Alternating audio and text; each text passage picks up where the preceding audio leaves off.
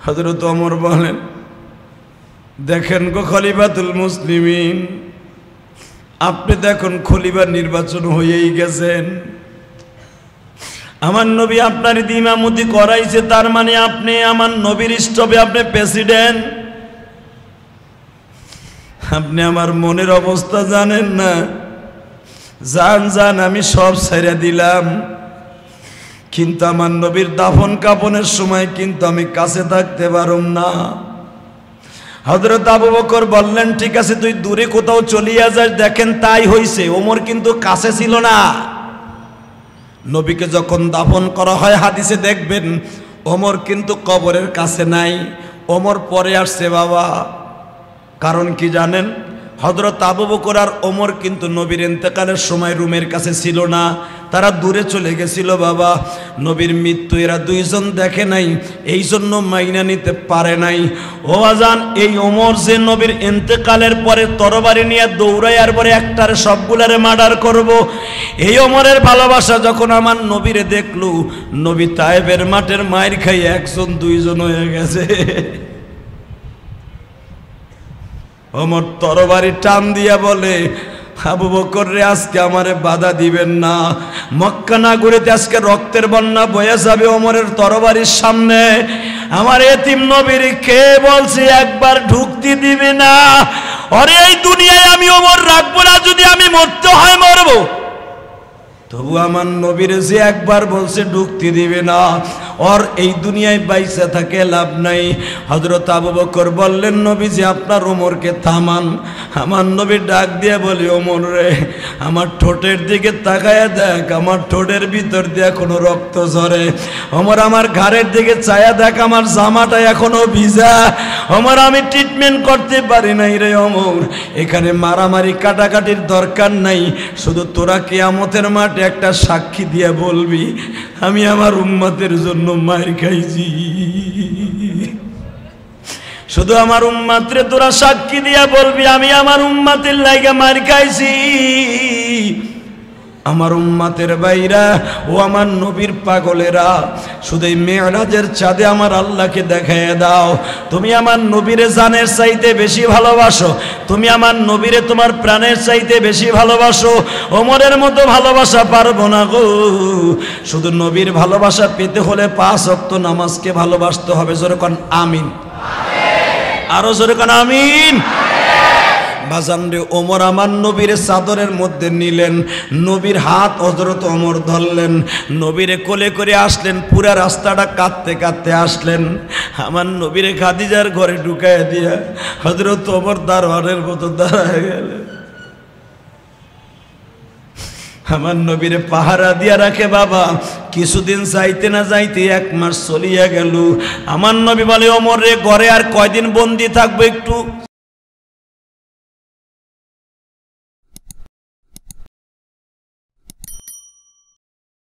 نحمده ونستعينه ونستغفره ونؤمن به ونتوكل عليه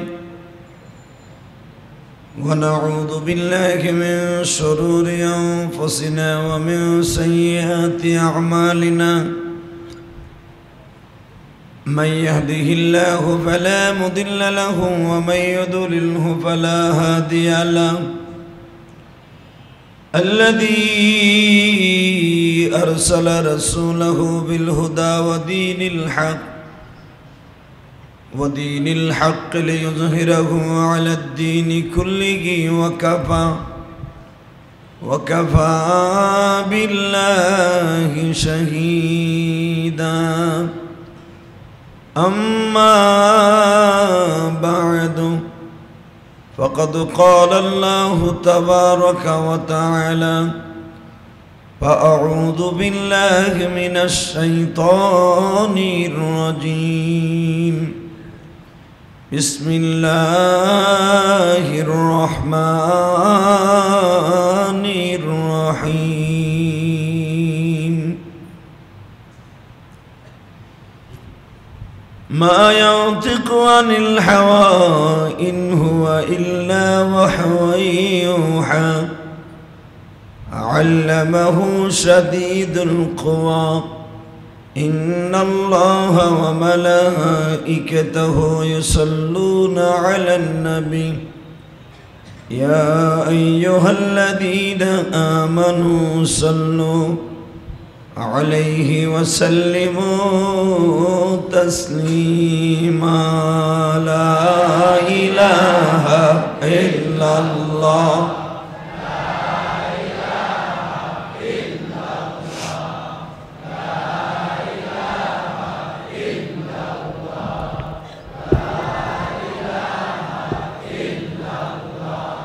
لا إله إلا الله لا إله إلا الله لا إله إلا الله لا إله إلا الله محمد رسول الله সাল্লাল্লাহু আলাইহি ওয়াসাল্লাম।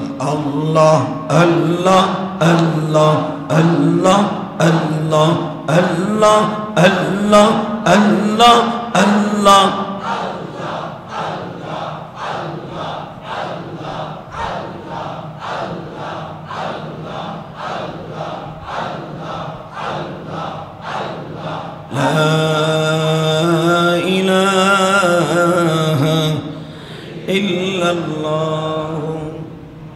মুহাম্মাদুর রাসূলুল্লাহ সাল্লাল্লাহু আলাইহি ওয়াসাল্লাম। আল্লাহর যাকিরিন শাকিরিন মুহিব্বিন, আল্লাহর প্রিয় মাহবুব বান্দারা, বীর মুজাহিদ যুবক ভাইরা, খাস করে আল্লাহর প্রিয় গোলাম মুসল্লিয়ান ইকরাম, আল্লাহ পাকের শুকর যে রব্বে কারিম শীতের মৌসুমকে সুন্দরভাবে কাটিয়ে গরমের সিজনে, গরমের আভাস সারা পৃথিবীর দিক দিগন্তে শুরু হয়ে গিয়েছে। এর ভিতরে আল্লাহ আমাদের সুস্থ রেখেছেন। ওই মহান সত্তার শুকরিয়া জোরে সরে বলে আলহামদুলিল্লাহ। প্রিয় ভাই সব, আল্লাহ সুবহানাহু ওয়া তাআলা তার বান্দাদেরকে প্রতিদিন প্রত্যেকটা বান্দার জন্য আল্লাহ 100 করে নেকি বরাদ্দ করেন স্পেশাল। তার ভিতরে 90টা হলো আল্লাহর খাস রহমত। এই 90টা নেকি আল্লাহ রাব্বুল আলামিন শুধু বান্দার সুস্থ রাখার লেগে দান করে। আর 10টা হলো তার ব্যবসা বাণিজ্য, অন্যান্য ক্ষেত্রে সেক্টরে আল্লাহ 10টা নেকি দেন। এটা এক্সট্রা 100 নেকি বান্দাকে হার হালাতে সব সময় আল্লাহ দান করেন।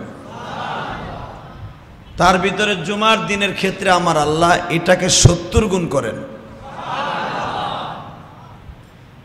তো জুমার দিনের সময়টা হলো অত্যন্ত দামি সময়। জুমার নামাজ যারা ঠিকমতো আদায় করে, রব্বে কারিম তাদের জীবনের যত মুশকিল, যত কষ্টর জিনিস আছে সব আল্লাহ আসান করে দেয়। যারা জুমার নামাজকে সঠিকভাবে আদায় করে, রব্বে কারিম তাদের জীবনের সব সগীরা গুনাহগুলো মাফ করে দেয়। শুধু এখানে শেষ না, জুমার নামাজ পড়ে যখন মসজিদ থেকে পাগলরা বের হয়, আল্লাহর রহমতের ফেরেশতারা তার 100 নেকি দিয়ে যায়। যদি কোনো আজও পর্যন্ত তো কোনো নেকির পলিথিন পাইলাম না, ব্যাগ ঠ্যাগ পাইলাম না, তাহলে এগুলো কি বানানো কথা না? যেমনি আল্লাহ সুবহানাহু ওয়া তাআলাকে দেখা যায় না, চন্দ্র সূর্য দেখা যায়, চন্দ্র সূর্য তার হুকুমেই চলে। আল্লাহকে সামনে না দেখে বিশ্বাস করছেন, কিছু কিছু জিনিস আছে না দেখে বিশ্বাস করতে হবে। নেকি এমন একটা জিনিস, বদি এমন একটা জিনিস, ধরাও যায় না, ছোঁয়াও যায় না, দেখাও যায় না। বাতাস কি দেখা যায়? কথা কন। হালাকে বাতাস ছাড়া মানুষ একটা সেকেন্ড বাঁচবে না। এই যে ফ্যানটা ঘুরতেছে দেখা যায়, কিন্তু এর যে একটা বাতাস, লাগতাছে, এটা দেখা যায় না কিন্তু অনুভব করা যায়, ঠিক না বেটি? জোরে কর। রাত দিন দেখা যায় না, না যায়? যা কই তাইতে কয় না। রাত দেখা যায় না, দিন দেখা যায় না, কিন্তু রাত দিন তার নিজের গতিতে চলতেছে, কে চালাইতেছে তারে দেখা যায় না, ঠিক না বেটি? ইমাম মালিক রহমাতুল্লাহ আলাইহি আল্লাহকে স্বপ্নে দেখেছিলেন। যদি কোন নবীরে স্বপ্নে দেখা যায়, আল্লাহরে আবার কেমন দেখা যায়? বাজানরে বুজুর্গরা কিন্তু আল্লাহরে স্বপ্নে দেখেছেন যেমনি কিয়ামতের মাঠে আল্লাহরে দেখবেন। রব্বে কারিমকে তার বান্দারা সবাই জান্নাতে বইয়া দেখবে, জাহান্নামীরাও দেখবে। ইমাম মালিক রহমাতুল্লাহ আলাইহি আল্লাহকে স্বপ্নে দেখেছেন বাবা 100 বার। ইমাম মালিককে জিজ্ঞেস করা হয়েছে, হুজুর আমার আল্লাহরে কেমন দেখেছেন? বলে আমার আল্লাহরে প্র্যাকটিক্যাল মুসা নবী দেখতে যায় জ্বলিয়ে পুড়িয়ে শেষ হয়ে গেছে পাহাড়, কিন্তু স্বপ্নের মাধ্যমে আল্লাহরে দেখা যায় বাবা। আমার আল্লাহরে আমি যতবারই দেখছি নূরের পর্দার ভিতরে, আমার আল্লাহ ততবারই বলছে, মালিক রে আমি রব্বে কারীম যত বান্দা বানাইছি তাদের সবচেয়ে বেশি আমল হলো কোরআন তেলাওয়াত। সবচাইতে দামি ইবাদতের নাম হলো কোরআন তেলাওয়াত, নামাজের পরে। ইমাম মালিক রহমাতুল্লাহ বলেন, আল্লাহ কিয়ামতের মাঠে কি এইভাবে আপনারে দেখা যাবে? আল্লাহ উত্তর দিয়ে বললেন, ও আব্দুল মালিক, আমার নাম মালিক, তোমার নাম আব্দুল মালিক। আমি মালিক, আব্দুল মালিক তোমারে বলছি শোনো, আমি আল্লাহর তুমি এখন দেখতেছো পর্দার বাহিরে বেত্তার ভিতরে, কিন্তু আমার পাগলগুলা যারা, আমার পাগল আবেদ যারা, তারা দেখবে আমারে সরাসরি। তখনকার দেখার সিস্টেম আর স্বপ্নের সিস্টেম এক না। এই জন্য অনেকে বলে বিশ্বনবী মেরাজে গেছে স্বপ্নের মাধ্যমে, আর আমাদের মাযহাবের কওল হলো নবী সরাসরি গেছে। সুবহানাল্লাহ বলেন। নবী মেরাজে যাওয়ার স্টাইলটা কি? উম্মে হানির ঘরে আমার বিশ্বনবী শুয়েছিলেন। উম্মে হানি হলেন হুজুরের ফুফাতো বোন, অর্থাৎ ওটা ফুবির বাসা। হুজুর এই ফুফাতো বোনটা বাবার বাড়ি থাকতেন। এটা হলো জাবালে আবি কবাস, অর্থাৎ আবু জেহেলের বাড়ির কেবলই ডাইন পাশে এই জায়গাটা, খুব দামি জায়গা এই জায়গা। কারণ যেখান থেকে আমার আল্লাহর বাড়ি, আমার আল্লাহ তার নবীরে বেড়াইতে নাই, তাহলে বুঝলেন এই জায়গাটা কত দামি। তা আমার বিশ্বনবী ওই ঘরে ঘুমাইয়াছিলেন, মনে অনেক কষ্ট। মনে যদি কষ্ট হয় কেমনে বুঝবেন? মেন কষ্ট হলো আমার নবীর বিবিটা, অর্থাৎ আপনার আমার মা খাদিজা মারা গেছে 1 মাস আগে। 1 মাস আগে মারা গেছে। এক কষ্ট, চাচাটা মারা গেছে 8 দিনের মাথায়। খাদিজার ইন্তেকালের 8 দিনের পরে মারা গেছে আবু তালেব। তো দুইটা মানুষ যাদের শক্তিতে দুনিয়ায় আমার নবী চলাফেরা করতেন, যারা দুইজন বাইচে থাকা অবস্থায় আমার নবীর কেউ একটা ফুলের টোকাও দিতে পারে নাই। যখনই কেউ নবীর সামনে দাঁড়াইতো কষ্ট দেওয়ার জন্য, কাউন্টার দিয়ে আবু তালেব দাঁড়ায় যেত। তা আবু তালেবও নাই, বিবি খাদিজাও নাই, গেল। আবার কয়েকদিন আগে, অল্প কয়েকদিন আগে আমার নবী বিবিটা মারা গেলে, চাচাটা মারা গেলে তায়েফের মাঠে গেছিলেন দিন কায়েমের জন্য। ওখানে যেও মায়ের খেয়েছে, শরীরের এমন কোনো জায়গা নাই মায়ের চিহ্ন নাই। বহুতবার আপনাদের বলছি তায়েফের কথা, ওটা বলতে চাই না, শুধু একটা এক্সাম্পল দেই। আমার নবী যখন মেরাজে যায়, নবীর শরীরের ভিতরে বসন্তর গেটার ভিতরে কয়েকশো তায়েফের ছেলেদের পাথরে আঘাতের চিহ্ন ছিল। তার ভিতরে হুজুরের নীলদারের হাড্ডির ভিতরে তায়েফের একটা ছেলে একটা রান্দাও দিয়ে কোপ দিছিল। ওই কোপের গর্তটা হুজুর এই গর্তটা লইয়েই আল্লাহর বাড়িতে বেড়াইতে গেছে। সুবহানাল্লাহ বলেন না।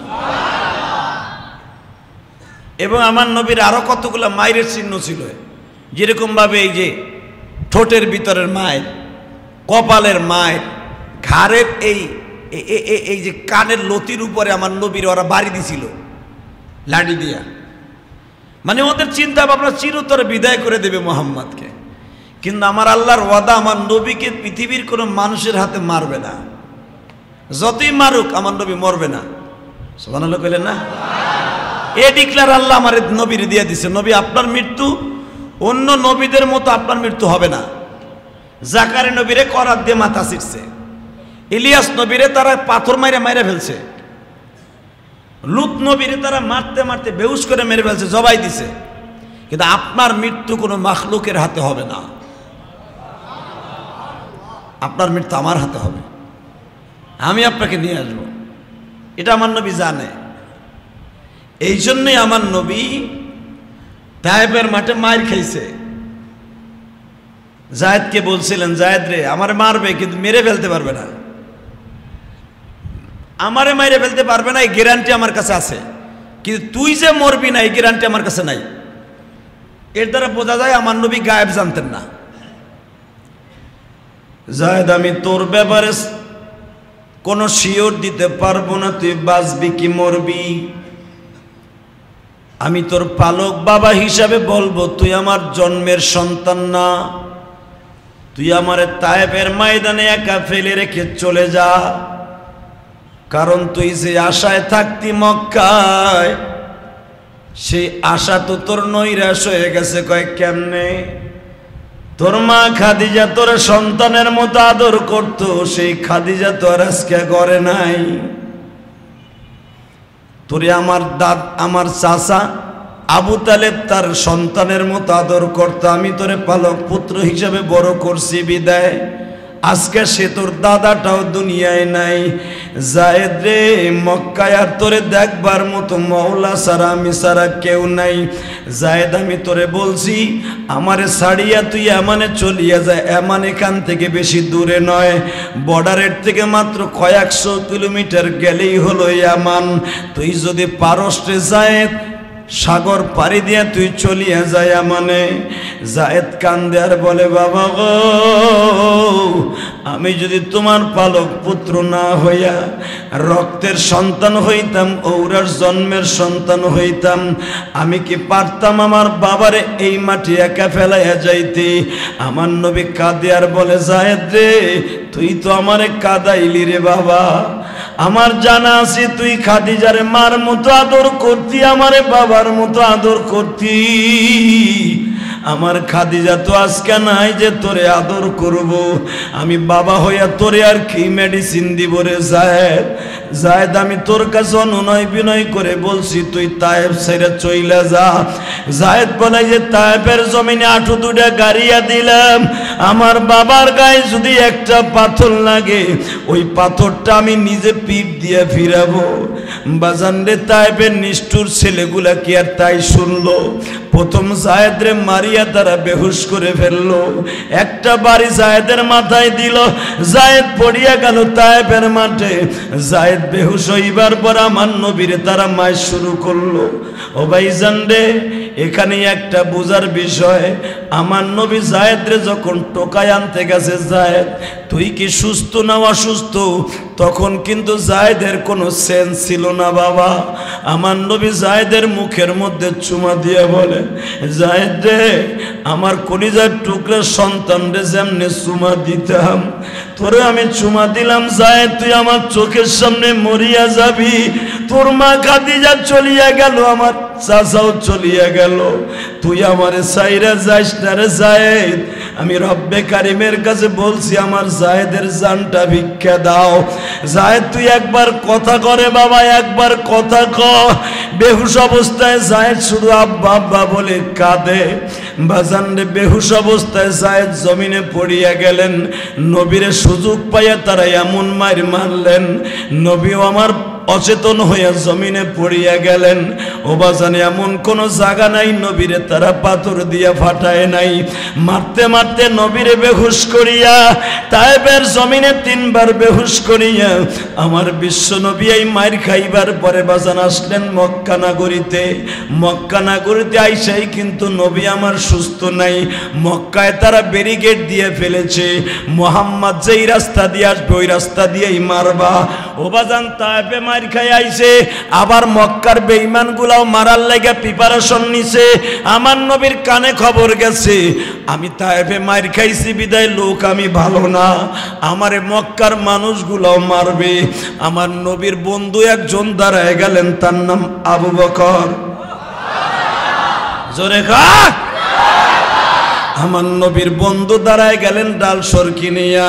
একজন বেঈমান যদি আমার নবীর বিরুদ্ধে কেউ লাঠি ধরে, আমি আবু বকর তার বিরুদ্ধে লাঠি ধরব। কিন্তু বাজান রে, আবু বকর তো আরহামু উম্মতি বি উম্মতি আবু বকরিন। আবু বকর বাজান মায়ের জানতো না, রাজনীতি বেশি বুঝতো না। আবু বকর নরম দিলের মানুষ, আবু বকরের লাঠিতে কাজ হইল না। ও বাজান, লাভ দিয়া দাঁড়ায় গেল হযরত ওমর। মক্কার ভূখণ্ডে আমি খাত্তাবের পোলাও ডিক্লার দিলাম, যদি কারো মায়ের কোল খালি করতে চাস ওমরের সামনে আয়। তোরা ভাবিস না মুহাম্মদ এখন একা, মুহাম্মাদের সাথে একজন আছে বীর বাহাদুর, যার একার তরবারির সামনে তোদের 100 আমার সামনে মাথা কুলাইতে পারবি না। যদি পারস আমার সাথে আয়, বিবিরে যদি বিধবা করতে চাস, মায়ের সামনে যদি লাশ দেখতে চাস আয় আয়। আমি আমার নবীরে আনতে যাইতেছি। বাজান রে, ইশকের আগুন জ্বালাইয়া যাদের চোখে পানি আসবে, মানুষটা মেরাজের চাঁদে সে জাহান্নামে যেতে পারে না। এত কষ্টের নামাজ উম্মাত ছেড়ে দিতে পারে না। এ যুবক ভাইরা রে, মিরপুরের যুবক ভাইরা, এই 5 ওয়াক্ত নামাজ আর এই জুমার নামাজটা আমার নবীর অনেক কষ্টের নামাজ বাবা। এই নামাজটা যারা ছেড়ে দিবে সে যেন আমার নবীরই ছেড়ে দিল, যারা নামাজটা ছেড়ে দিবে সে যেন আল্লাহর থেকে ডিভাইডেড হয়ে গেল। সুখে থাকো দুঃখে থাকো, 5 ওয়াক্ত নামাজকে তুমি অ্যাকাউন্টে চালু রাখো ইনশাআল্লাহ। বলেন আরো জোরে বলেন। একটা অলৌকিক ঘটনা ঘটে গেল। মক্কা সব বেঈমানগুলো নবীর বিরোধী, ঢুকতেই দিবে না। ও ঢুকলে একটা অঘটন ঘটে যাবে, রক্তপাত হয়ে যাবে। আমার নবীকে সন্ত্রাসী জোরে কন। আমার নবী কি তায়েফে কাউরে মার্ডার করে আইছে? মক্কায় কারো মাথায় বাড়ি দিছে? আমার নবী কি কোনো মানুষের ক্ষতি করেছে? কেন নবীরে মক্কায় ঢুকতে দেবে না? এই হলো কথা। তারপরে আমার নবী ভদ্রচিত ভাষায় বাজান রে, আরাফার মাঠের থেকে 13 কিলোমিটার দূরে একটা জায়গা আছে, এইখানে নবী বসে আছে, বইয়া বইয়া কান্দে। আল্লাহ, আমি কি তোমার কাছে একটা দামি কাজ করি নাই? নবুয়াতির দায়িত্ব আমার দিছো, আমার কি অপরাধ? আমার নিজের মায়ের দেশে, আমার বাবার দেশে আমারে ঢুকতে দেবে না। ওহী নাযিল হয়ে গেল, নবীজি পৃথিবীর এমন কেউ নাই আমার নবীরে মক্কায় ঢুকতে দিবে না। যেই নেতারা আপনারে ঢুকতে দেবে না, তার চাইতে বড় নেতা দিয়ে আমি মক্কায় ঢুকামু। নবী বসে রয়েছে। হযরত ওমর গেলেন, যাই দেখেন নবী আমার চাদর গায়ে দিয়ে বসা। কিন্তু ওমর আন্তাজও করতে পারে নাই যে নবীর আমার এমন মাইর দিছে। ওমর জীবনে কল্পনাও করে নাই যে আমার নবীর এইভাবে মারছে। ওমর মনে করছে হুজুর ওই দেশ হলো তার দুধ মা হালিমার দেশ, ওই দেশের মানুষ একটু জালিম টাইপের, মূর্খ। ওই দেশের মানুষ একটু গোয়ার টাইপের, গোয়ার। এখনো পর্যন্ত তায়েফের মানুষ কিন্তু গোয়ার, ওই কালো নিগ্রুগুলা এখনো সুন্দর মানুষ দেখলে স্যাপ দেয় এখনো পর্যন্ত। আমি 2013 সালে যখন হজে গেলাম, এক হাজি আসছিল আমার দেশের, কালো এক হাজি, খুব অফিসার মানুষ, ভালো মানুষ, ব্যাংকে চাকরি করতো। গেছে তায়েফে এক দোকানে গেছে, খেজুর কিনতে হারে স্যাপ দিছে, আল্লাহ খাচ, কথা কাজে মেলে নাই, স্যাপ দিছে মুখ জোরে, এতগুলো স্যাপ দিছে কাশ। আর ওইগুলো তো দাঁত মাজে না। মনে রাখবেন, তায়েফ কিন্তু এখনো পর্যন্ত অভিশপ্ত। কিন্তু নবীর দোয়ার খাতিরে তায়েফে কোনো অভাব নাই। আলহামদুলিল্লাহ করেন। আমার নবী দোয়া করছেন, আল্লাহ যেই জমিনে আমার রক্ত ঝরছে এই জমিনে কোনদিন অভাব রাখো না, এই জমিনটা ঠান্ডা রাখো, কিয়ামত পর্যন্ত এই জমিনটা ঠান্ডাই থাকবো, যত গরম হোক তায়েফে ঠান্ডা থাকবো। তায়েফে খেতা গায়ে দিয়ে ঘুমান লাগে, কোনো ফ্যান লাগে না। এটা আমার নবীর মোজেজা। আবার তায়েফ সাইরা সিরিয়ার বর্ডার পার হবেন, দেখবেন গরম আর গরম। আবার ইয়ামানের বর্ডারে যাবেন, গরম আর গরম। দাম্মামে পড়বেন, তায়েফ সাইরা দাম্মাম শহর, রিয়াদ শহর, গরম আর গরম। কিন্তু তায়েফ জেলাটা আমার আল্লাহ মক্কার জন্য স্পেশালিস্ট এয়ার কুলার বানায় রাখছে। গরমের দিনে ঠান্ডা, ঠান্ডার দিনে এয়ার কুলার, ঠান্ডা নাই। আলহামদুলিল্লাহ কর। এটা আমার নবীর বরকত। তো মক্কায় এমন একটা কোয়ালিটি করলো তারা যে ঢুকতেই দিবে না, কিন্তু আমার নবীরে বাদশা করে ঢুকাইব আল্লাহ। সুবহানাল্লাহ কইলেন না? আরো জোরে কর। এই মিয়া, নামাজ অনেক কষ্টের নামাজ, নামাজটা থুইয়া থুইয়া দোকানে বয়ে বয়ে মাক্কি মারো, নামাজটা রাইকে আজান শোনার পরে নিজের কামে ব্যস্ত থাকো। তুমি কি জানো এই নামাজটা আনতে কত কষ্ট হয়েছে আমার নবী? এখনই বুঝতে পারবা নবীর কত কষ্টের নামাজ আমার। আল্লাহ, নবী আমার ওখানে বসা, ওমর ভাবছে হয়তো 2 চর থাবুর দিছে। এই আবু জেহেলও থাবুর তুবুর মারে, বেঈমানরাও মারে। আমিও যেরকম মাথা কাটতে গেছিলাম, আমি যাই দেখছি নবীরে তার আগের দিন তার চাচা মারছে, থাবুর দিয়ে কানের লতি ফাটায় ফেলছে, মানে এমন কিছু হয়েছে। কিন্তু ওমরও আন্দাজ করতে পারে নাই যেমন নবীর এইভাবে মারছে, ওমর ভাবতেও পারে নাই। আরে ওমর যদি এইটা নবীরে মাইরের আগে মাইর দেখার পরে যদি দেখতো যে নবীর এই মাইর খাওয়ার পরে আবু জাহেলরা ঢুকতে দিবে না, ও আবু জাহেল একে কবে ওমর 2 টুকরা বানাই লাইতো। কিন্তু ওমর দেখে নাই, ওমর গেছে নবীর আনার লাগে, ঘোরাল হয়ে গেছে। বজন্ডি ওমর যায় দেখে হজরতে জায়েদ পাহাড়ের পাশে বসে রয়েছে। জায়েদের এই গালের সলগুলা টাউয়াগুলো এমন ফুলিয়া গেছে, জায়েদের মাথায় 1-2টা হয়ে গেছে।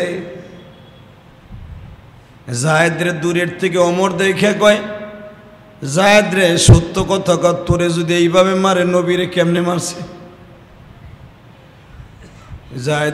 জায়েদ শুনিয়া খতখত করে কাঁদে আর বলে, ওমর আমি জানি তুমি দেখে সহ্য করতে পারবা, আমারে তো মাত্র কয়েকটা বাড়ি দিয়ে বেহুশ করে সারাদিনের লেগে ফেলায় রাখছে, আর আমার বাবারে এমন মায়ের মারছে রে ওমর, তুমি নিজে সহ্য করতে পারবা না। আমি আজকে সকালেও দেখতেছিলাম বাবা আল বিদায়া নেহায়া কিতাবটা, সিরাতের উল্লেখযোগ্য হাদিসের কিতাব গো বাবা। হযরত ওমর থেকে হাদিস কানা বর্ণিত, ওমর বলেন আমি গেলাম নবীর কাছে, যায় দেখি আমার নবীর বডিটা 1-2টা হয়ে গেছে, নবীর পায়ের থোড়াটা ফুলিয়া কলা গাছের মতো মোটা হয়ে গেছে। আরে বাজান রে, কি যে দৃশ্য সেটা তো আর তোমার আমি বুঝাইতে পারুম না, কারণ ওই মায়ের দৃশ্য তো আর তুমি আর আমি দেখি নাই, দেখছে সাহাবীরা। হযরত ওমর দেখিয়া বাবা পাথর নিচে নিজের মাথা ফাটাইয়া ফেলবে। ওমর খাত্তাবের বলা, ওমর তুই কই আসিলি? তোর নবীর এইভাবে মারলো, তুই কিসের ভালোবাসা দিবি নবীরে? তোর নবীর এইভাবে মারলো ওমর, তুই কেন মক্কায় ছিলি? তুই থাকলে তো অন্তত লাঠির জোর থাকতো, তোর নবীরে মারতে পারতো না। এই কথা বলিয়া পাথর নিচে বাবা একটা নিজের মাথা নিজে বাড়ি দিয়ে মাইরে ফেলবে। আল্লাহু আকবার। ওমরের ভালোবাসা তুমি কেমনে পরীক্ষা করতে চাও? তাহলে শোনো, আমার নবী যেদিন মারা গেছে ওমর সেদিন তরবারি হাতে নিছে। একবার যে কবি নবী মারা গেছে ওর কল্লা উড়াই দিব, ওমরের ডরে কেউ নবী মারা গেছে এটা বলতে সাহস পায় না। একদিন জানাজার আগ পর্যন্ত নবীর জানাজা কেন 2 দিন দেরি হয়েছে এটা জানেন আপনারা? ওমরের পাগলামির কারণে। এই পাগলামি টাকার পাগলামি না, বিশ্ব নবীর ভালোবাসার পাগলামি। ওমর মাইনা নিতে পারেই নাই যে নবী মারা গেছে। যে কবি একবার, হাদিস বুখারী হাদিস দেখেন না, যে একবার বলবি নবী মারা গেছে, ওর কল্যাণ উড়াই দিব আমি ওমর। আমার সে আসল রূপ আমি ওমর আনবো, মক্কি জিন্দিগির রূপ।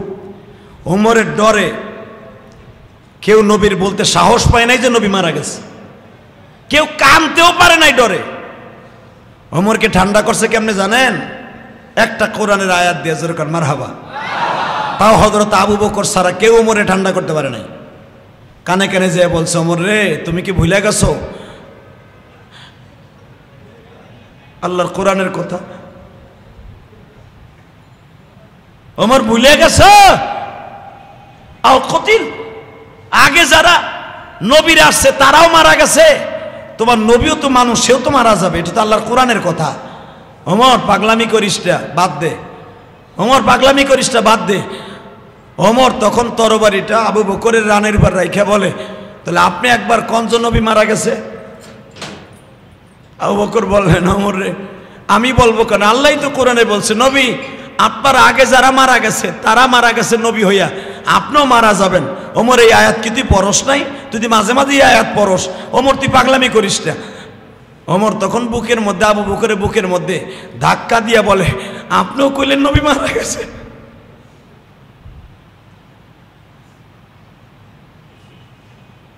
আপনি যখন কইছেন নবী মারা গেছে, ঠিক আছে আপনার জানাজা করেন, আমি করবো না, কারণ আমি ওমর নবীর সামনে গেলে আমি ঠিক থাকতে পারবো না। আমি কারে দিয়ে কি করে ফেলাবো আমার মাথা ঠিক নাই, আমি আর নবীর সামনে যাব না। কিন্তু আপনি আর একবারও কইেন না যে আমার নবী মারা গেছে। কত ভালোবাসা ছিল, কত ভালোবাসা ছিল ওমরের। ওমরের মাথায় কাজ করে নাই। হযরত আবু বকর ওমরকে কাছে কাছে রেখে বলে, তোর দৃশ্য দেখে মক্কার কেউ আওয়াজ করতে সাহস পাইতেছে না। ওমর তোর পাগলামি দেখে কেউ আওয়াজ করতে সাহস পাইতেছে না। হালাকে তারা নবীর একটু চোখের পানি দিয়ে বিদায় দিবে, তাও পারতেছে না। ওমর তোর পাগলামি বন্ধ কর। ওমর বললেন, আমি একটা কাজে আমি পাগলামি বন্ধ করবো, আপনি আমার নবীর একবার কথা কইতে কন, একবার একবার। আমার নবী গতকালকে যেই টাইমে কথা কইছে এখন সেই টাইম হয়ে গেছে, নবীর একবার কইতে কন। ওমর পাগলামি করিস না, আমি করবো না। হযরত আবু বকর দেখলেন এই পাগল থামাইতে হলে কোনো সিস্টেম নাই। হুজুরের রুমের মধ্যে নিয়ে বলেন, ওমর রে একটা কথা শুনবি কি? এই তরবারিটা নে, আমি কইলাম নবী মারা গেছে, আমার বুকের মধ্যে ঢুকাই দেয়, আমিও নবীর সাথে মারা যাই, শহীদ হয়ে যাই। হযরত ওমর বলেন, দেখেন গো খলিফাতুল মুসলিমিন, আপনি দেখুন খলিফা নির্বাচন হয়েই গেছেন, আমার নবী আপনার ইমামতি করাইছে, তার মানে আপনি আমার নবীর স্টপে আপনি প্রেসিডেন্ট। আপনি আমার মনের অবস্থা জানেন না। জান জান আমি সব ছেড়ে দিলাম, কিন্তু আমার নবীর দাফন কাফনের সময় কিন্তু আমি কাছে থাকতে পারুম না। হযরত আবু বকর বললেন, ঠিক আছে তুই দূরে কোথাও চলিয়া যাস। দেখেন তাই হইছে, ওমর কিন্তু কাছে ছিল না। নবীকে যখন দাফন করা হয় হাদিসে দেখবেন ওমর কিন্তু কবরের কাছে নাই, ওমর পরে আসছে বাবা। কারণ কি জানেন? হযরত আবু বকর আর ওমর কিন্তু নবীর ইন্তেকালের সময় রুমের কাছে ছিল না, তারা দূরে চলে গেছিল বাবা। নবীর মৃত্যু এরা দুইজন দেখে নাই, এই জন্য মাইনা নিতে পারে নাই। ও আজান, এই ওমর যে নবীর ইন্তেকালের পরে তরবারি নিয়ে দৌড়ায় আর পরে একটারে সবগুলারে মার্ডার করব, এই ওমরের ভালোবাসা যখন আমার নবীরে দেখলো, নবী তায়েবের মাঠের মায়ের খাই একজন দুইজন হয়ে গেছে। ওমর তরবারি টান দিয়া বলে, আবু বকর রে আজকে আমারে বাধা দিবেন না, মক্কা নগরীতে আজকে রক্তের বন্যা বয়ে যাবে ওমরের তরবারির সামনে। আমার এতিম নবীর কে বলছে একবার ঢুকতে দিবে না? আরে এই দুনিয়ায় আমি ওমর রাখবো না, যদি আমি মরতে হয় মরবো, তবু আমার নবীর যে একবার বলছে ঢুকতে দিবে না, और এই দুনিয়ায় বাইসা থাকে লাভ নাই। হযরত আবু বকর বললেন, নবীজি আপনার ওমরকে থামান, আমার নবী ডাক দিয়ে বলি ওমর রে আমার ঠোঁটের দিকে তাকায়া দেখ আমার ঠোঁটের ভিতর দিয়ে এখনো রক্ত ঝরে ওমর আমার ঘাড়ের দিকে চায়া দেখ আমার জামাটা এখনো ভিজা ওমর আমি ট্রিটমেন্ট করতে পারি নাই রে ওমর এখানে মারামারি কাটাকাটির দরকার নাই শুধু তোরা কিয়ামতের মাঠে একটা সাক্ষী দিয়ে বলবি আমি আমার উম্মতের জন্য মার খাইছি শুধু আমার উম্মতরে তোরা সাক্ষী দিয়া বলবি আমি আমার উম্মতের লাগা মার খাইছি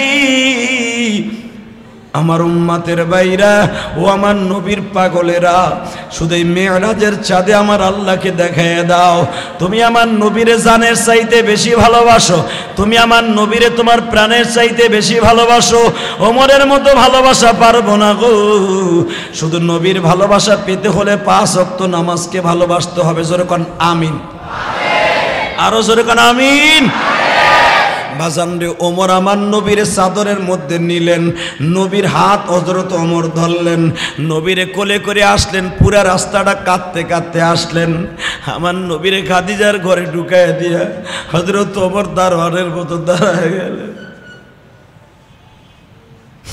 আমার নবীরে পাহারা দিয়া রাখে বাবা কিছুদিন যাইতে না যাইতে 1 মাস চলিয়া গেল আমার নবী বলে ওমর রে ঘরে আর কয়দিন বন্দি থাকবো একটু ঘুরে আহি ঘরের মধ্যে ভাল লাগে না বিবি নাই আমার আমি একটু ঘুরমু মক্কার অলিতে গলিতে ঘুরে টেস্ট লাগে না গো বাবা লাস্টে হুজুরের ফুফির বাসায় গেছি এখানে আবার আর এক ঘটনা ঘটে গেল এই যে উম্মে হানির কথা শোনেন কোরআনে যার কথা আসছে উম্মে হানি সূরা বনী ইসরাঈলে সুবহানাল্লাযী আসরা বিআবদিহি লাইলাম মিনাল মাসজিদিল হারাম ইলাল মাসজিদিল আকসাল্লাযী বারাকনা হাওলাহু লিনুরিয়াহু মিন আয়াতিনা ইন্নাহু হুয়াস সামিউল বাসীর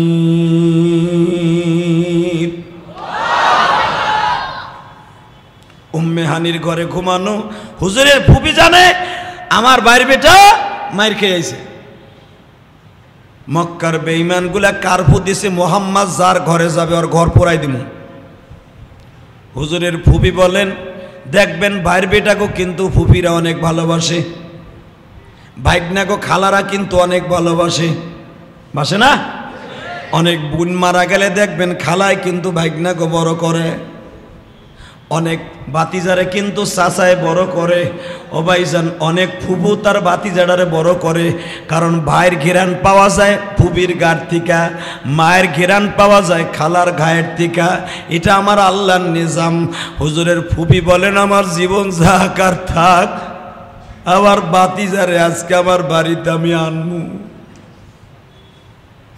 আমার ভাই আবু তালেব নাই যে আমার বাতিজার পক্ষে কথা কইতো আমি আর আবু তালেব পিঠাপিঠি 2 ভাই বোন একই মায়ের সন্তান আমার ভাইটা যেখানে নাই আমার ভাইটা বাইসা থাকলে আমার ভাতিজারে এইভাবে তারা কারভু দিতে পারতো না আমার ভাতিজা আজকে আমি আমার বাড়িতে তারে আনবো নিজ হাতে আপ্যায়ন করবো আল্লাহু আকবার জোরে গাও নবী আমার ফুপির বাসায় আসার জন্য প্রিপারেশন নিছি কেউ বাধা দিতে পারে নাই নবীর ফুপি আমার নবীর হাত ধরে ঘরে লয়ে গেছি উম্মে হানি অর্থাৎ হুজুরের ফুফাতো বোন হানির মা অনেক দামি মহিলাইনি আলহামদুলিল্লাহ বলেন না সুন্দর একটা নরম বিছানা করছে আমার ফুফাতো ভাই ঘুমাইব নরম বিছানা তায়েফের মাঠে মার খাইছে শরীরটা ব্যথা ঘুরে ফিরে ঘুমাইতে পারে না বালিশে মাথা দিতে পারে না কত যন্ত্রণা নবী আমার রাত্রে ঘুমাইতেই পারে না এত মার দিছে আমার নবীর বিছানাটা নরম করছে একটা চামড়ার বিছানা বানাইছে উপরে আবার বাবা ওই যে চামড়ার উপর যে পশমালা চামড়া এটার উপর আবার সুন্দর কম্বল বিছাইছে কি দামি করে সুন্দর করে আমার নবীর আপ্যায়ন করব আমার আল্লাহর কাছে এটা দামি পছন্দ হয়ে গেছে অনেক পছন্দ হয়ে গেছে আমার নবীর এই আপ্যায়নটা আমার আল্লাহ কয় আমার বাড়িতে যখন আনবো ওই বাড়ির থেকেই আনবো কারণ জিবরাইল তো সবার ঘরে যাবে না জিবরাইল যার ঘরে যাবে ওই ঘরটা কি দামি কি মনে করলা তুমি মিয়া জিবরাইল রে উম্মে হানি আমার নবীর একটু ভালোবাসা দিছে আমার আল্লাহর পছন্দ হয়ে গেছে আজকেই মিরাজ ঘটাই দেব আল্লাহু আকবার খান নবীর লেগে আলাদা বিছানা করছি, দামি ফরাস বিছাইছে 20টা চাদর।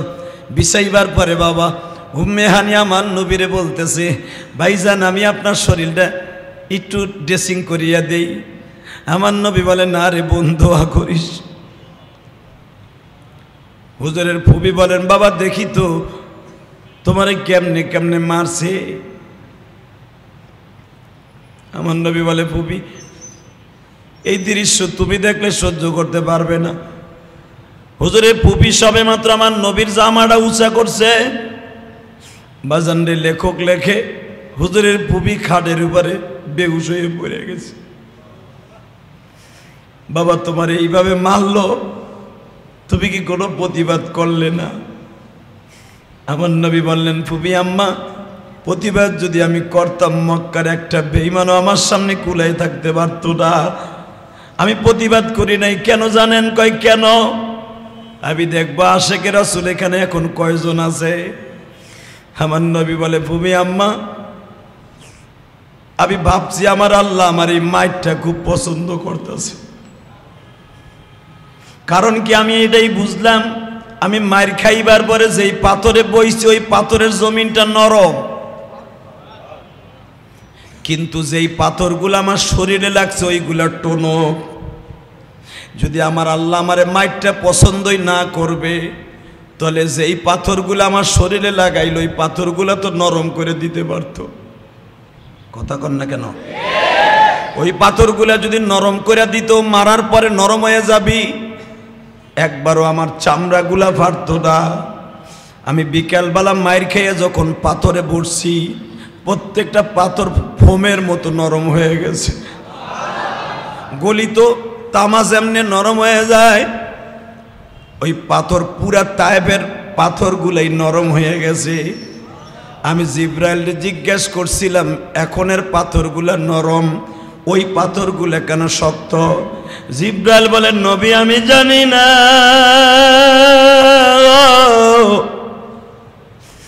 তবে এর মধ্যে একটা আল্লাহর কারিশমা নিহিত আছে। ফুবি আম্মা আমার আল্লাহ আমার এই মাইরটা খুব পছন্দ করে খাওয়াইছি, আর এই পছন্দের মাইরের জন্যই আমি আমার উম্মাতকে লয়ে জান্নাতে যাব। আরো জোরে কন। হুজুরের ফুবি আদর করলেন, তোমার মা বাইসা থাকলে আদর করতো বাবা, আমিও তোমার ফুবু হয়ে আদর করলাম। বাজান রে আদরের পর্ব শেষ। ফুবি আম্মা আমার নবীর মাথায় জাইতুনের তেল দিয়ে দিলেন। নবী আমার রিল্যাক্সে বাবা শুয়ে পড়লেন। ও বাজান ঘুমাইয়া গেছে তো গেছে, কারণ তখন তো আর নামাজ নাই, নামাজ হয় নাই, আজকের তে নামাজ শুরু।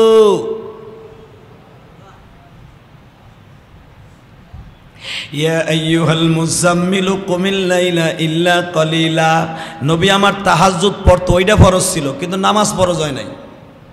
তাও রাত্রে, গভীর রাত্রে আমার আল্লাহ ডাক দিত, ইয়া আইয়ুহাল মুজাম্মিলু কুমিল লাইলা ইল্লা কলিলা নিসফাহু আবিনকুস মিনহু কলিলা। ওঠেন নবী, ওঠেন ওঠেন, অর্ধেক ঘুমান আর অর্ধেক আমার পায়ে সিজদা দেন। এ রাত 12টার পরে আল্লাহ ডাক দিতেন নবীরে, তখন নামাজ ফরজ হয় নাই।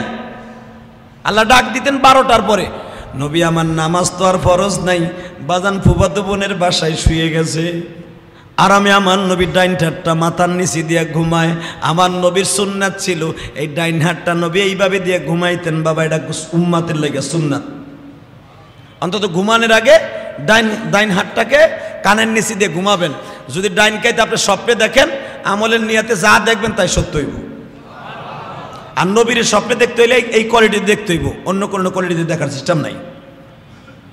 আমার বিশ্বনবী ডাইন হাতটার এইভাবে কানের নিচে দিয়ে ঘুমাচ্ছে, যন্ত্রণা শরীর।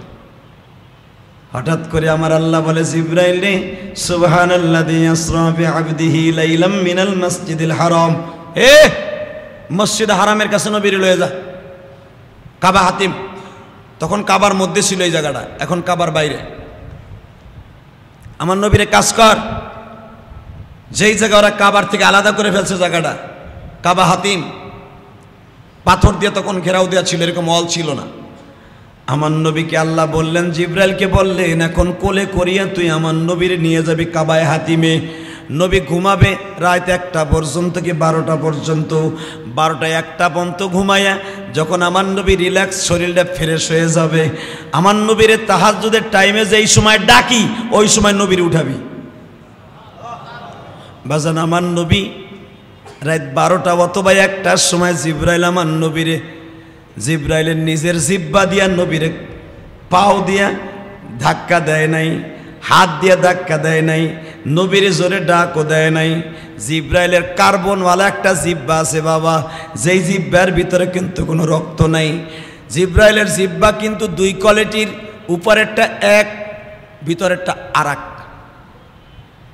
উপরেরটা বাবা মানুষের জিব্বা, উপরেরটা হলো ধার, ধার, এটা খাদ্য ঘুরাইয়া ফিরাইয়া দাঁতের নিচে দেয়। আলহামদুলিল্লাহ বলবেন না? ছোট ছোট সাপের রেখার মতো জিব্বার উপরে দেখবেন কওয়া কওয়া আছে। এই খাবারটায় আপনার খাবারটারে এটা হলারের মতো ঘুরে ঘুরে যেই দাঁত দিয়ে খাইতে চাবেন ওই দাঁতের কাছে লয়ে যাবে।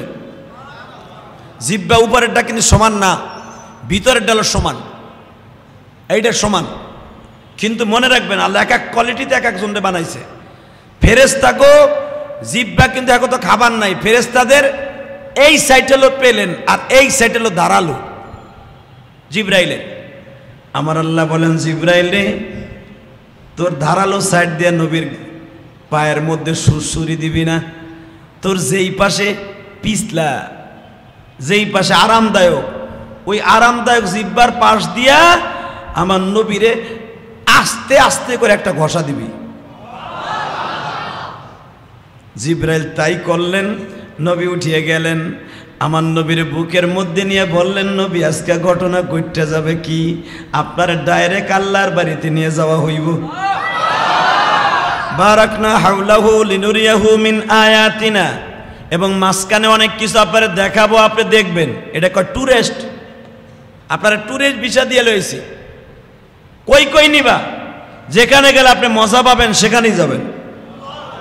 নবী যাওয়ার আগে কতগুলা কোয়ালিটি আছে কি, 1 নাম্বার কোয়ালিটি আপনারে আমরা গোসল করামু,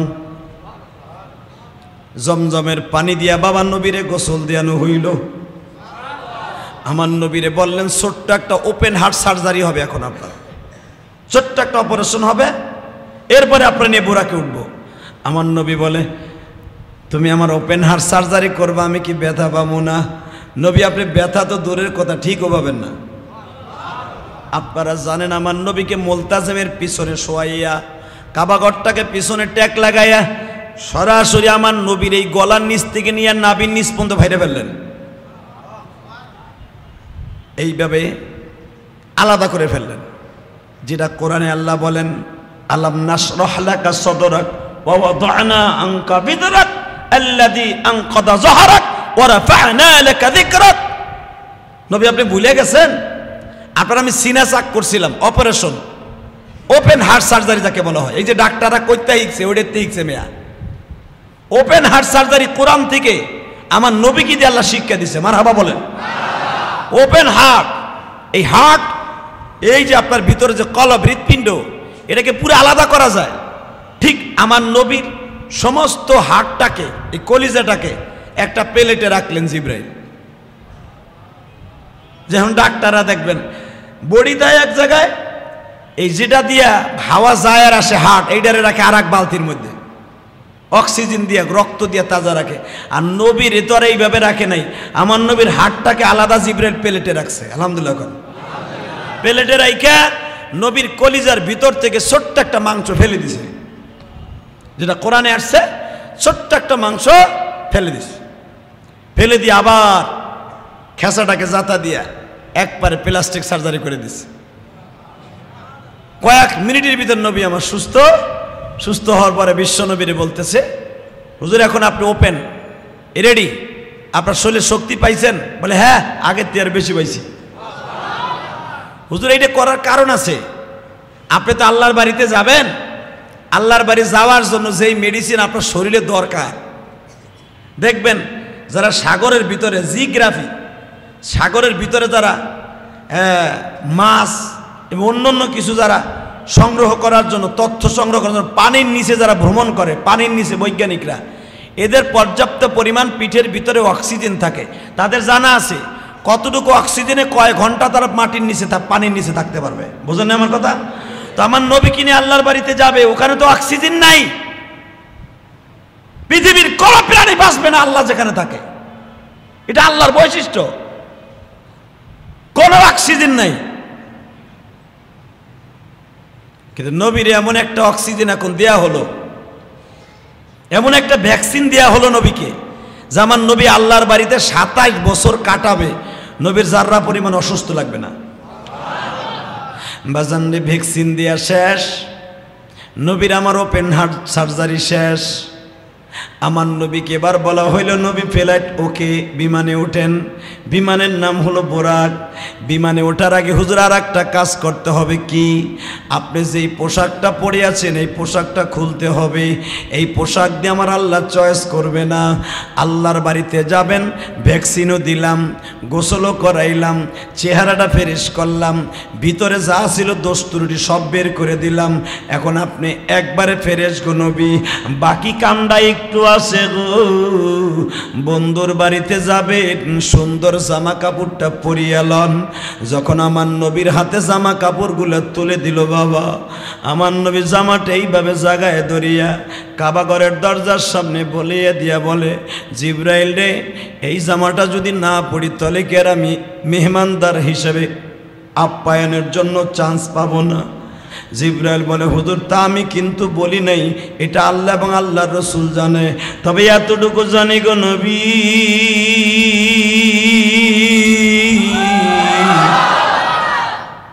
আমার আল্লাহ আপনাকে দিছে, এইটা পড়িয়ে লন। হুজুর এটা আমার কোনো হাত নাই, আপনি যা করবেন দেখেন। আমার নবী একটাই আওয়াজ দিলেন, জিব্রাইল রে, আমার জীবন যা কার থাক, আমারে নেও বা না নাও কোনো দুঃখ নাই, কিন্তু আমি জান্নাতের পাঞ্জাবি পড়তে পারব না। তুমি আমার ইউসুফ নবীর মতো ভাইব না, তুমি আমার ঈসা নবীর মতো ভাইব না। ঈসা নবীর তুমি জান্নাতের পাঞ্জাবি পড়াই আসমানে লয়ে গেছো, ইদ্রিস নবীর জান্নাতের পোশাক পরাইয়া তুমি লয়ে গেছো। আমি কিন্তু এই পাঞ্জাবি পড়তে পারবো না। কয় কেন?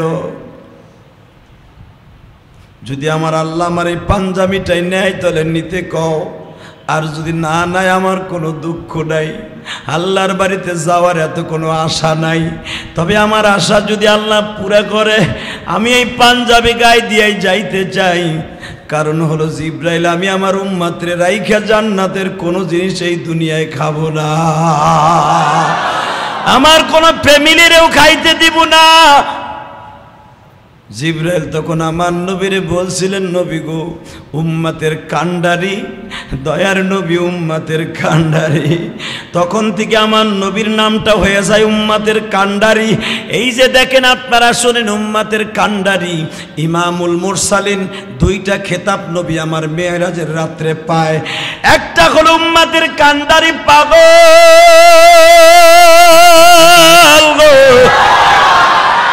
আর একটা হলো ইমামুল মুরসালিন।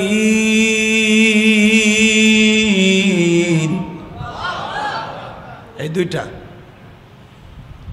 ইমামুল মুরসালিন নবীদের ইমামতি করিয়া উম্মতের লাগি জান্নাতের পাঞ্জাবি জামা পরলেন না, এজন্য উম্মতের কান্ডারি।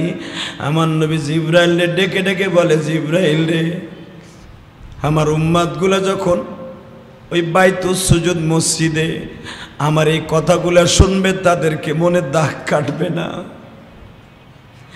আমি আমার উম্মতের জন্য জান্নাতের পোশাক পরি নাই। আমি জানি যারা সত্যিকারের নবীর আসে তাদের অন্তরে ব্যথা লাগবে গো ভাই, ঠিক না বেঠিক? জোরে খা। আমার নবী বললেন, জিব্রাইল জান্নাতের পোশাক আমি পরতে রাজি না। চলে গেলেন আমার নবী আরশে আজিমে। বাজানের ভিতরে কত ঘটনা ঘটছে আপনারা শুনলে আশ্চর্য হয়ে যাবেন। শুধু মেরাজের চাঁদে বলে দিয়া গেলাম মিডিয়ার সামনে, পৃথিবীর যে প্রান্ত থেকে আমার মেরাজের আলোচনা শুনবেন। মেরাজ বলা হয় সিঁড়ি লাগানো, ইসরা বলা হয় সুবহানাল্লাযী আসরা, ইসরা বলা হয় টুরিস্ট ঘোরা ভ্রমণ, আর মেরাজ মানে সিঁড়ি। মারহাবা বলেন। আমার নবীকে এখানে কোরআনে ইসরা ব্যবহার করা হয়েছে। আবদিহি লাইলাম মিনাল মসজিদিল হারাম, এক রাত্রে আমার নবীরে ঘুরাচ্ছে জিব্রাইল, বুরাক থেকে নিয়ে আমার নবী প্রথম কদম যেখানে দিছে এই বাড়িটাই হলো ইউনূস নবীর বাড়ি। আরো জোরে কর। সেই নাইনুন শহর, নাইনুন মিশরের লাস্ট প্রান্ত, সেই সাগরের পারে ইউনূস নবী যেখানে মাছে গিলছিল এই জায়গাটা আমার নবীর নামাই দিলেন। সাগরের দিকে তাকায় বলে, আল্লাহ এই সাগরের মতোই তো তোমার দিন। আমার আল্লাহ বলেন, কিসের কার সাগরের মতো দিন? আমার দিল, আমি আল্লাহ রহম, পৃথিবীর কোনো দিন দিয়ে মোহাইয়া করা যাবে না, আন্তাজ করা যাবে না। নবীকে এইটাই তো আমি শুনতে চাইছিলাম। যখন তুমি কইছো সাগরের চাইতে বেশি দয়ালু তুমি, তাহলে একটা কাজ করো, এত বড় দিল লই আমার উম্মতরে মাফ করো। আমার আল্লাহ বললেন, ঠিক আছে দিলাম আপনার উম্মতরে মাফ করে।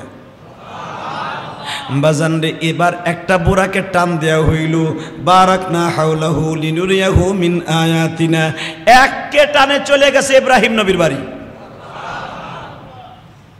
ইব্রাহিম নবীর বাড়িতে যাইয়া জিবরাইল বলে, হুজুর এটা একটা আশ্চর্য ধরনের জিনিস।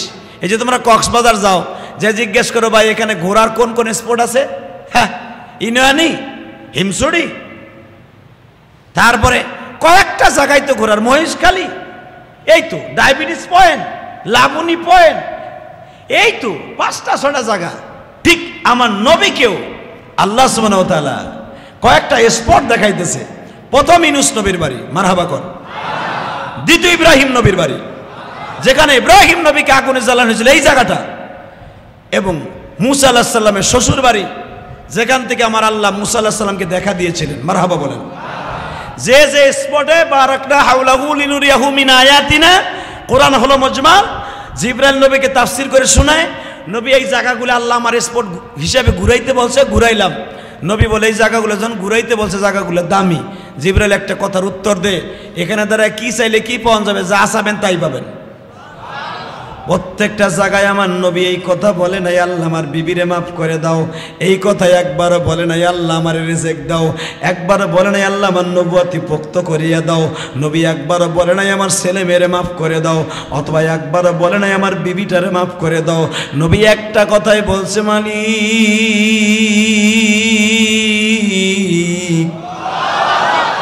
এই জায়গাগুলো যখন দামি, আমার উম্মতরে মাফ কইরা দাও। যেই মানুষটা উম্মতের লেগে এত কাঁদতে পারে, এই মানুষটার কি কষ্ট দেয়া যাবে? এ জোরে বলেন, কষ্ট দেয়া যাবে? কখনোই দেয়া যাবে না, যাবে না, দিব না ইনশাআল্লাহ। আগামী জুমায় বুঝতে পারবেন আমার নবীর কত কষ্টের নামাজ, কত কষ্টের নামাজ এই 5 ওয়াক্ত নামাজ। আল্লাহ আমাদের সবাইকে 5 ওয়াক্ত নামাজ পড়ার তৌফিক দান করুন। জোরে বলেন আমিন। আর জোরে বলেন আমিন। আসেন তওবা করি, আস্তাগফিরুল্লাহ রাব্বি মিন কুল্লি যামবি ওয়া আতুবু ইলাইহি লা হাওলা ওয়ালা কুওয়াতা ইল্লা বিল্লাহিল আলিল আযীম লা ইলাহা ইল্লাল্লাহু মুহাম্মাদুর রাসূলুল্লাহ সাল্লাল্লাহু আলাইহি ওয়াসাল্লাম। সবাই আমার জন্য দোয়া করেন, আমিও দোয়া করি। আল্লাহুম্মা আমিন। রব্বানা যালামনা আনফুসানা ওয়া ইল্লাম তাগফির লানা ওয়া তারহামনা লানাকুনান্না মিনাল খাসিরিন। আল্লাহুম্মা ইগফির লানা ওয়া লিওয়ালিদাইনা রাব্বিরহামহুমা কামা রাব্বায়ানি সাগীরা। রব্বুল আলামিন, তুমি রহমতের নজরে তাকায় দেখো, তোমরা অনেক পাগল জুমার দিন চোখের পানি ফেলায় ফেলায় কান্দে। আল্লাহ মনে মনে ভাবে, হুজুর আবার বিশ্বনবী মেরাজে যাইয়া নামাজ নিয়ে আসছে। রজব মাসের আমল আল্লাহ যেন আমাদের সবাইকে দান করে। আমার নবী দোয়া করতেন, আল্লাহুম্মা বারিক লানা ফি রজব ওয়া শাবান ওয়া বাল্লিগনা রমাদান। আল্লাহ রজব আর শাবান মাসের বরকত আমারে দান করো, রমজান মাস পর্যন্ত হায়াতটা বৃদ্ধি করো। ও মালিক, আমার নবী যদি দোয়া করে থাকে শাবান মাসে, রজব মাসে, আমার ভাইরা যারা এই রজব মাসের এই জুমার নামাজ পড়তে এসে হাত তুলছে, এদের জীবনের সব গুনাহগুলি মাফ করে দাও। আয় আল্লাহ, খাস করে যাদের মা নাই, বাবা নাই, আত্মীয় স্বজন, বন্ধু বান্ধব অনেকেই কবরের বাসিন্দা, মেহেরবানি করে তাদের কবর আযাবগুলো মাফ করে দেন। আল্লাহ, অনেক ভাই দোয়া চেয়েছে মায়ের জন্য, সন্তানের জন্য, অনেকে দোয়া চাইছে বিবির জন্য, অনেকে তোমার ঘরে দান করে দোয়া চেয়েছে। যে যে নিয়ত করে দোয়া চাইছে তাদের নিয়তগুলো কবুল করে নাও। আল্লাহ, খাস করে তোমার কাছে দরখাস্ত, সাধারণ সম্পাদক সাহেব, সিনিয়র সহসভাপতি এবং সভাপতি সাহেব দীর্ঘদিন ধরে বাসায় পড়ে আছে, মনের মধ্যে ভালো লাগে না, জুমার দিনটা আসলে মনের মধ্যে খুঁতবুত করে। আল্লাহ, এমনি করে যারা জুমার নামাজ পড়তে আসতে পারে না শারীরিক অসুস্থতার কারণে, অতি তাড়াতাড়ি আপনি সুস্থতা দান করে দেন গো আল্লাহ। আল্লাহ, সবাইকে সুস্থতা দান করেন। আল্লাহ, আমাদের সবাইকে সুস্থতা দান করেন। আল্লাহ, তোমার অনেক বান্দাবান্দি অনেকেই বাংলাদেশের বাহির থেকে দোয়া চাইছে, মেহেরবানি করে প্রত্যেকের মা বাবাকে মাফ করে দেন। আল্লাহ, সকলের মা বাবাকে মাফ করে দেন। এই মসজিদে যারা 1000, 2000, 100, 200, 500, 10,000, 20,000, আল্লাহ, খাস করে একটা টাইলসের দাম তোমার পাগলগুলি যারা 500 টাকা দেয়, তোমার ঘরে টাইলস দিতে যারা সুন্দর করে, তাদের কবরটারে তুমি সুন্দর বানায় দিও। আল্লাহ, বিগত জুমায় যারা দিছে, আজকেও যারা দিবে, তাদেরকে তুমি কবুল করে নাও। আল্লাহ, তুমি এদের দানগুলি কবুল করিয়ে নাও। আল্লাহ, যারা আজকে টাইলসের দাম 500 টাকা, 1000 টাকা, 5000 টাকা দিবে, আগামী জুমা আসার আগে যদি এদের হায়াতে জিন্দিগি শেষ হয়ে যায়, ইমানের হালাতে জান্নাত নসিব করে দিও। ইমানের হালাতে দুনিয়ার থেকে ছাড়ার তৌফিক দিও। আল্লাহ, দুনিয়া কে কখন ছাড়িয়া যাবে জানি না, দুনিয়া ছাড়ার আগে ইমান ছাড়া তুমি কবরে নিও না, বেঈমান করে কবরে নিও না, বেঈমান করে কবরে নিও না। আল্লাহ, আমার আব্বা অসুস্থ, সুস্থ করে দাও। আল্লাহ, আল্লাহ, আমার আব্বা যেন অসুস্থ, সুস্থ করে দাও। সাল্লাল্লাহু তাআলা আলা খায়রি খালকিহি মুহাম্মদ ওয়া নূরি আরশিহি সাইয়্যিদিনা মাহুম বিরহমাতিকা আরহামার রাহিমিন।